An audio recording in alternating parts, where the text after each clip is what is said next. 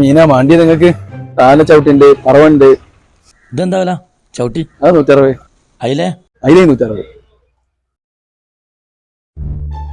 മത്തി എന്താ മത്തി 1.5 കിലോ 100.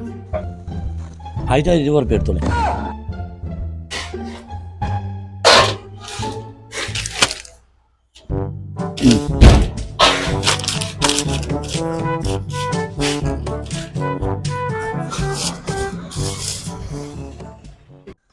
നല്ല തീനല്ലേ? നല്ല തീ. പിന്നെ പൈസ 2 ദിവസം കഴിയും.